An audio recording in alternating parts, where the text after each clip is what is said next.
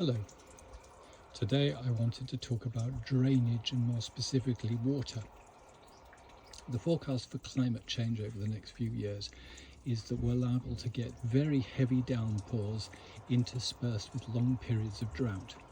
So any water that comes into our gardens is really valuable, particularly where I live in southeast Essex, where the soil is clay and we're very, very dry. So the way I've done this is to actually separate the water that comes off the house so that I can use it in the garden. So let me show you this first splitter. So here we have the downpipe, and we actually have two pipes here. The first one is going to the end of the garden. The second one I can plug in if I need to, which actually puts water into a large water butt here. We have a very similar system on the other side of the house, but it's just permanently connected so that the pipe takes the water to the end of the garden. So if we dash back down the end of the garden, let's have a look and see where these pipes come out. So the pipe that goes over the garage roof attached to battens stretches across just up there, if you can see it.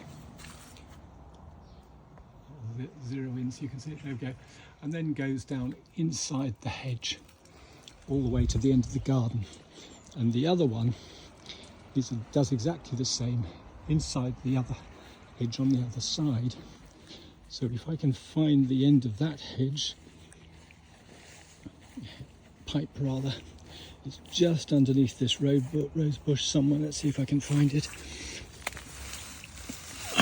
Probably can't today, but it is right here, and this is where it delivers the water. That's the advantage of this system, is I've actually hidden it so well under the undergrowth that you can't find it. So it delivers the water here in a way that is invisible and you just can't see. The second pipe comes down this hedge, past the urns and the bee hotel, right down 140 feet. It's about 40 odd metres, right down to the far end of the garden by our summer house here.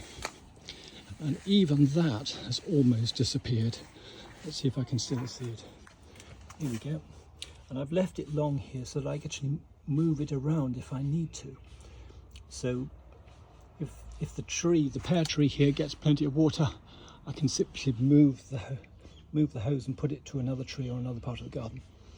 So that's what we're doing in our garden to try and make sure everything gets ample supplies of water.